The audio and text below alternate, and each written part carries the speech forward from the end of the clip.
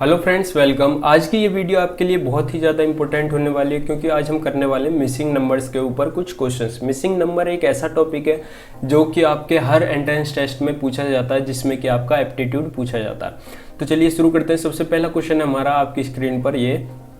इसमें आपको कुछ डेटा दिया गया है और आपको ये मिसिंग डेटा जिसमें कि क्वेश्चन मार्क है ये फाइंड करना है। तो ये जो डेटा होता है ये आपस में रिलेटेबल होता है, तो इसको एनालाइज कर आपको ये नंबर्स निकालने होते हैं। ठीक है, तो सबसे पहले मैं बात करता हूँ 7, 3 और 64 वाले पोर्शन की।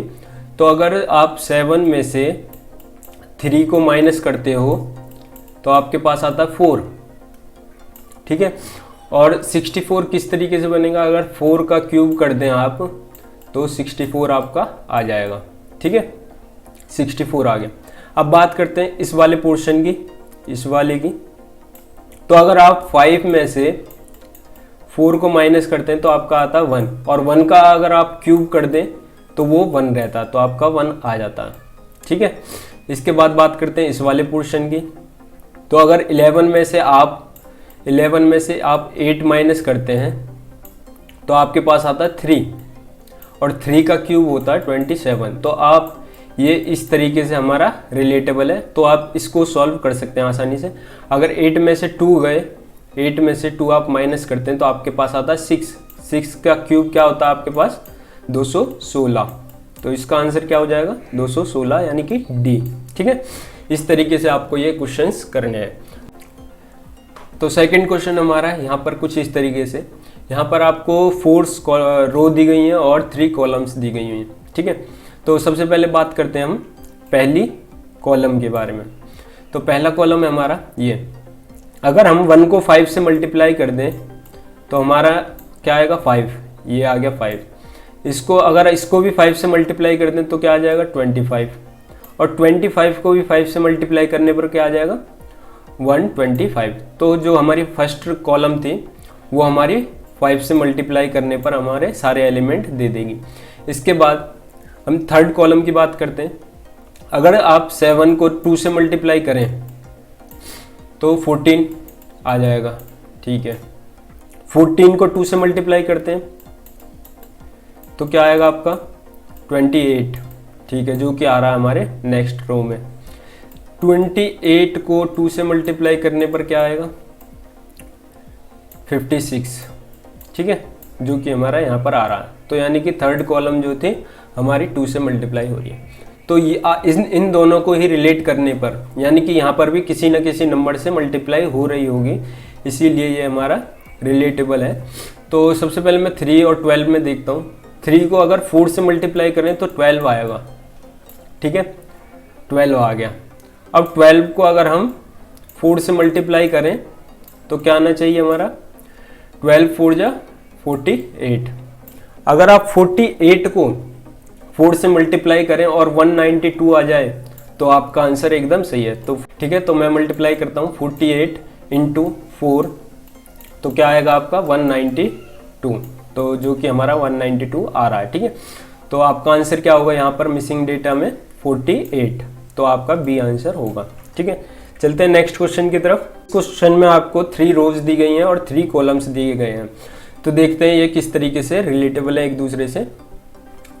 तो यहाँ पर क्या है, आपको ये मिसिंग नंबर फाइंड आउट करना। तो इसके लिए क्या करना है, सबसे पहले आप पहली रो को देखेंगे, देन थर्ड रो को देखेंगे, इन दोनों को आपस में रिलेट करेंगे, देन आपका आंसर आएगा। देखते हैं, अगर मैं 3 को 4 से मल्टीप्लाई करूँ तो क्या आएगा हमारा 3 इंटू 4 इक्वल टू आ जाएगा हमारा 12। ठीक है, तो यहाँ पर इन क्वेश्चंस में क्या होता है, जो 2 रोज होती हैं या तो वो अपने आप में ही एक रिलेटेबल होती हैं या कॉलम्स रिलेटेबल होते हैं, या फिर 2 रोज मिलकर किसी तीसरी रोज को बना रही होती हैं, या 2 कॉलम मिलकर तीसरी कॉलम को बना रहे होते हैं। तो यहाँ पर 2 कॉलम्स मिलकर तीसरी कॉलम को बना रही हैं। यहाँ पर ये फर्स्ट कॉलम और ये थर्ड कॉलम मिलके सेकंड कॉलम को बना रहे हैं। कैसे, 3 इंटू 4 इक्वल टू 12। अगर मैं इसमें 3 ऐड कर दूं तो क्या बन जाएगा हमारा 15, ये रहा हमारा 15। ओके, इसके बाद नेक्स्ट है हमारा 7 इंटू 5 करते हैं हम, तो 7 इंटू 5 करते हैं तो क्या आएगा हमारा 35। ठीक है, 35 में अगर आप 3 ऐड कर दोगे तो क्या आ जाएगा 38। ठीक है, जो कि हमारा यहाँ पर आ रहा है। इसके बाद हमें ये फाइंड आउट करना, तो 3 इंटू 5 करेंगे। 3 इंटू 5 क्या आ जाएगा हमारा 15, प्लस कर देंगे 3 तो क्या आ जाएगा 18। ऑप्शन देखेंगे हमारा 18 है ऑप्शन में जी, यही आपका आंसर होगा। तो आप इस तरीके से ये क्वेश्चन करेंगे। तो नेक्स्ट क्वेश्चन है आपको कुछ इस तरीके का डेटा दिया गया है, ठीक है। ये सिंपल क्वेश्चन है एकदम।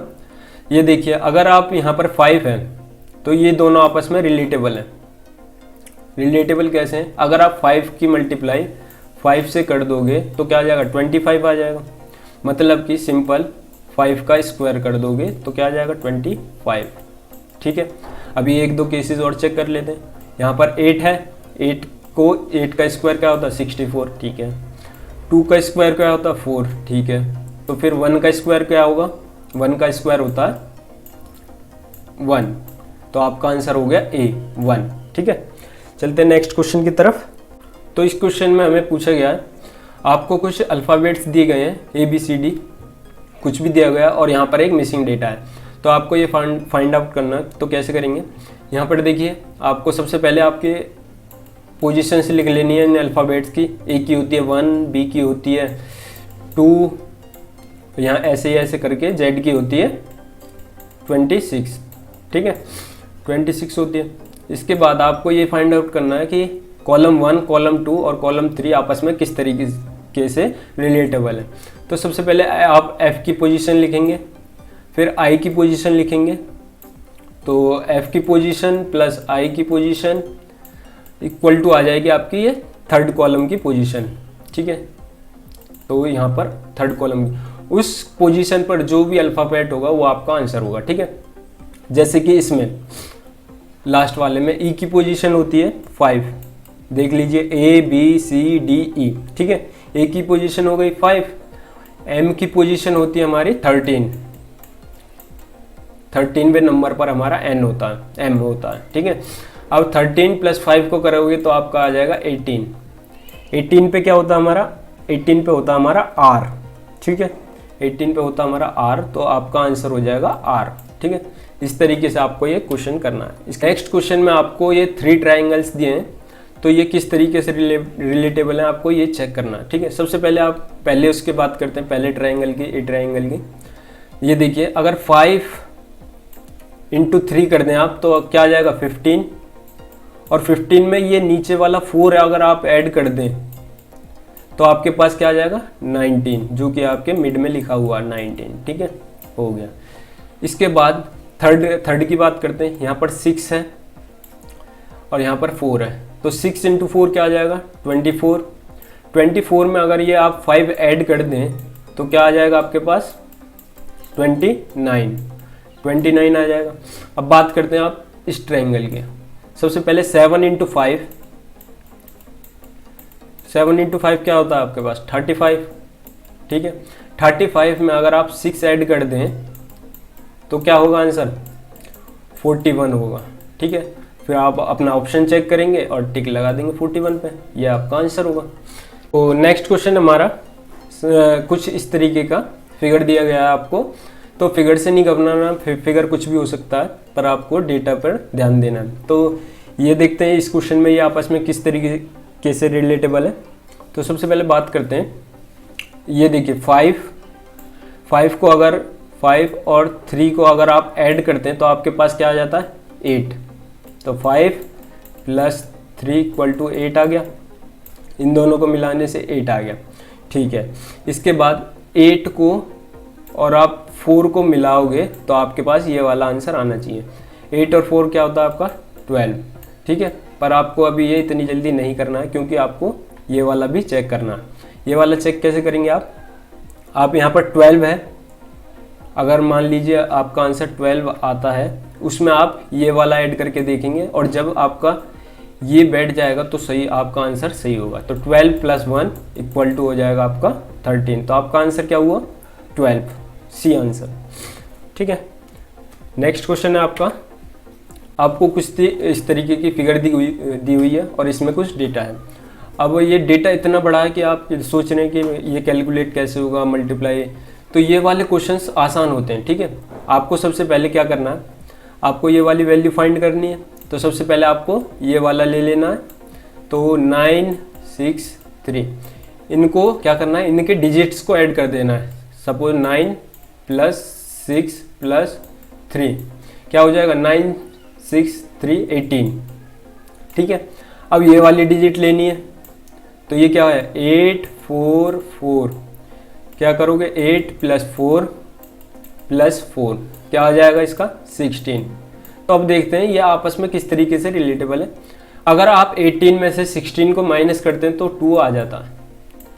तो एक बार ये करके देखिए, ठीक है 2 आ गया। अब इसी तरीके से आपको इस रो में लगाना है। तो 6 4 6 4 क्या हो गया 14, ये हो गया 14। 9 0 3 ये क्या हो गया 12, ठीक है। तो माइनस करके क्या आ रहा है, 14 में से 12 गया तो आपके पास आएगा आंसर 2। तो ये आपका होगा 2, तो ये आपका बी आंसर, ठीक है। नेक्स्ट क्वेश्चन देखते हैं, ये गया है। इसके बाद देखिए सबसे पहले मैं बात करता हूँ 27 के। 27 क्या है और 64 क्या है, और यहाँ पर 8, ठीक है। अब देखिए 8 अगर मैं 2 का क्यूब करूं तो क्या होता है, वो 2 का क्यूब 8 होता है। 27 का क्यूब यानी कि 3 का क्यूब क्या होता है 27 होता है, 27 होता है। 4 का क्यूब 64 होता है, ठीक है। और 5 का क्यूब 125 होता है। तो इसी तरीके से यहाँ पर 6 का क्यूब दिया हुआ है 216, यानी कि यहाँ पर क्या आना चाहिए 7, क्योंकि ये एक लाइन से चल रहे हैं 2 3 4 5 6 7। तो 7 का क्यूब क्या होगा, 7 का क्यूब होगा 343, 7 का क्यूब होता है 343। तो आपका आंसर हो गया डी, ठीक है। नेक्स्ट क्वेश्चन है हमारा, आपको कुछ इस तरीके की एक फिगर दी गई है और यहाँ पर आपके 4 ऑप्शन हैं, ठीक है। अब देखते हैं ये फिगर आपस में किस तरीके से रिलेटेबल है और आपको ये फाइंड करना है कि यहाँ पर क्या वैल्यू आनी चाहिए। सबसे पहले मैं देखूँ, अगर मैं इन 5 की और 3 की मल्टीप्लाई करूँ तो क्या आएगा हमारा 15 आएगा। 15 में 1 ऐड कर दूँ तो आपका 16 आ जाएगा, ठीक है। अगर मैं 5 की और 16 की मल्टीप्लाई करूँ तो क्या आएगा आपके पास 80 आ जाएगा। और 80 में अगर मैं 1 ऐड कर दूं तो क्या आ जाएगा 81 आ जाएगा, जो कि हमारा अगला है, ठीक है। 81 की अगर मैं 5 से मल्टीप्लाई करूं तो क्या आ जाएगा हमारा 81 की 5 से मल्टीप्लाई करूं तो मैं 405 आ जाएगा। 405 उसमें एक ऐड कर देता हूं तो 406, जो कि हमारा अगला नंबर है ये वाला, ठीक है। अब 406 की आपको 5 से मल्टीप्लाई करनी है। 406 की जब आप 5 से मल्टीप्लाई करोगे और फिर उसमें आपको एक ऐड कर देना है तो आपका वही आंसर होगा। क्या होगा आंसर आपका 2031, ठीक है। आप चेक कर सकते हैं और आपका आंसर हो जाएगा डी। तो आपको फिगर से नहीं डरना है, बस आपको इनमें आपस में इनके लॉजिक फाइंड करना है कि किस तरीके से ये लॉजिक काम कर रहा है, ठीक है। देखते हैं अपना नेक्स्ट क्वेश्चन आपको खुद करना है और इसका आंसर आप मुझे कमेंट सेक्शन में बताएंगे, फिर मैं आपको बताऊंगा कि आपने ये सही करा है या नहीं करा।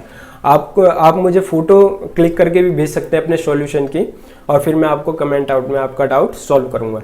सो गाइज आज की इस वीडियो में बस इतना ही। अगर आपको ये वीडियो अच्छी लगी हो तो वीडियो को लाइक करें, शेयर करें और इस चैनल को सब्सक्राइब करें। Thank you for watching the video. Thank you.